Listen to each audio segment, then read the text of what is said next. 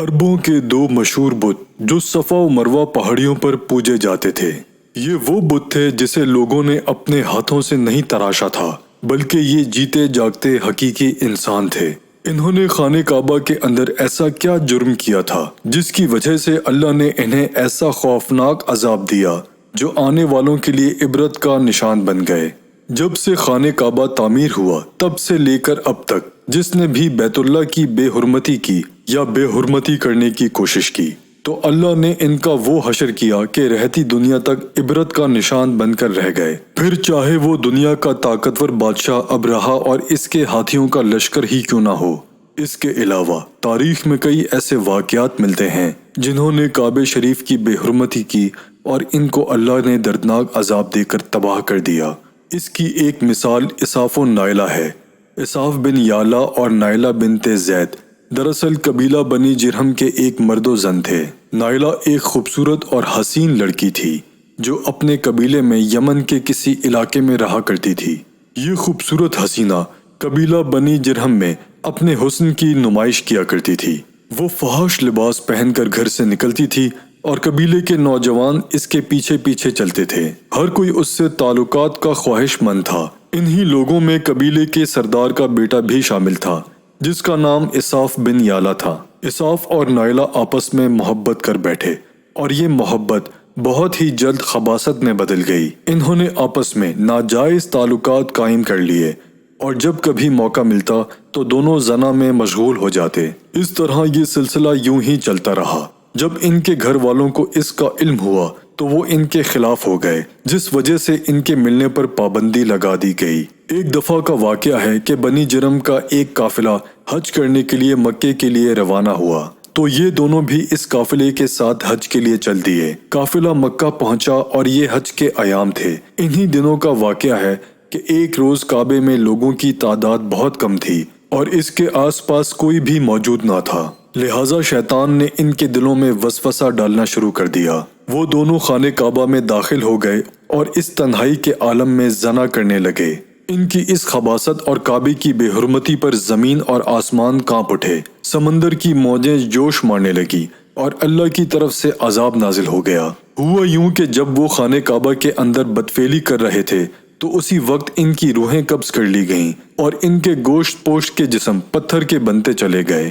یہ لمحہ انتہائی خوفناک اور عجیب و غریب تھا۔ دو زندہ انسان عذاب الہی کے تحت اب پتھر کے بن چکے تھے۔ کچھ دیر بعد جب بنی جرہم کے لوگ کعبے کے قریب آئے اور بیت اللہ کے دروازے کو کھولا تو دونوں بدبخت برہنہ حالت میں پتھر بنے کھڑے تھے۔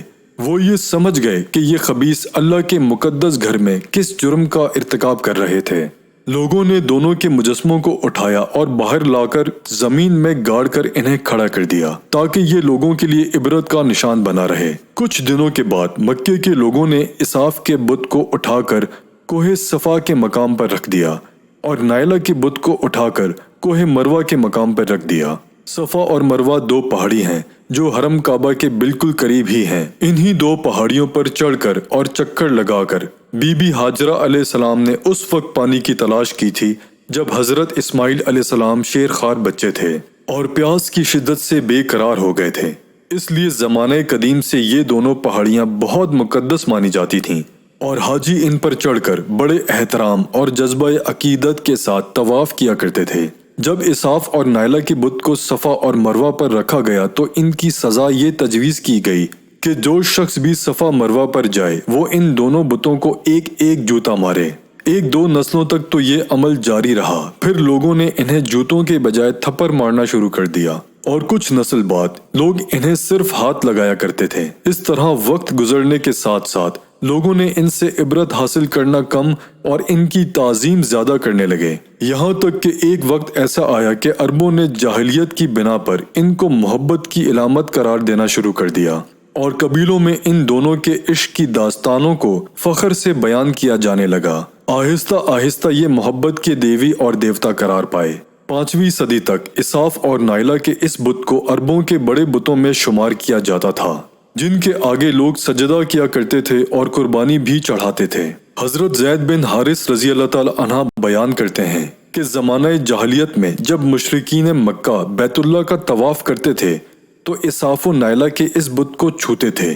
میں ایک دفعہ رسول صلی اللہ علیہ وآلہ وسلم کے ساتھ بیت اللہ کا طواف کر رہا تھا، لہٰذا جب میں ان بتوں کے پاس سے گزرا تو ان کو چھوا۔ اس پر آپ صلی اللہ علیہ وآلہ وسلم نے مجھ کو ان بتوں کو چھونے سے منع کیا۔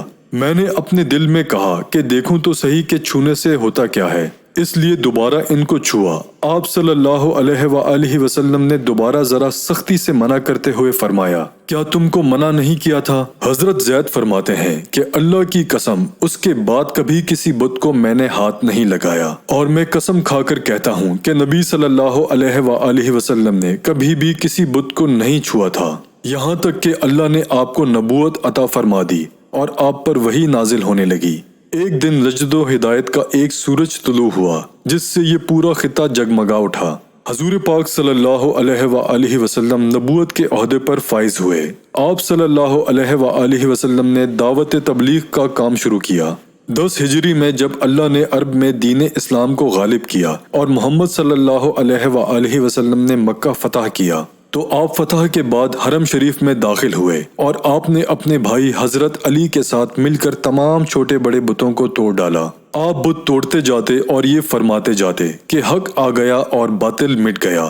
باطل نے مٹ جانا ہی تھا، یہاں تک کہ خانہ کعبہ تمام بتوں سے پاک ہو گیا۔ پھر آپ صفا اور مروہ پر تشریف لے گئے اور اساف و نائلہ کے اس بت کو اپنے مقدس ہاتھوں سے توڑ ڈالا۔ ہم نے دیکھا کہ اساف و نائلہ کے اس بت کو لوگوں نے بطور عبرت صفا اور مروہ پر رکھا تھا، لیکن شیطان نے انہیں ایسا گمراہ کیا کہ وہ ان کی پوجا کرنے لگے۔ صرف یہی نہیں بلکہ زنا جیسے بدترین جرم جسے کعبہ شریف کے اندر کیا گیا تھا، لوگ اس داستان کو فخر کے طور پر بیان کرنے لگے۔ ہونا تو یہ چاہیے تھا کہ ان کی اس بدفعلی پر لعنت کی جاتی، لیکن عربوں نے اس گناہ کو داستان عشق بنا دیا اور اساف و نائلہ کو ایک رول ماڈل کے طور پر پیش کرنے لگے۔ بالکل اسی طرح آج کے اس فتنے بھرے دور میں یہی کچھ حالات نظر آتے ہیں، جہاں اگر کوئی شخص کسی طرح کا سنگین جرم کرے تو لوگ اسے ہیرو کی طرح بطور نمونہ پیش کرتے ہیں۔ فریڈم، آزادی خیال اور لبرلزم کے نام پر ہر طرح کی خباثت اور برائی کو خوبصورت انداز میں پیش کر کے اس کی بھرپور تائید کی جاتی ہے۔ اللہ رب العزت سے دعا ہے کہ اللہ ہمیں ہر قسم کی برائیوں اور فتنوں سے محفوظ رکھے اور شیطان کے وسوسوں اور چالوں سے حفاظت فرمائے۔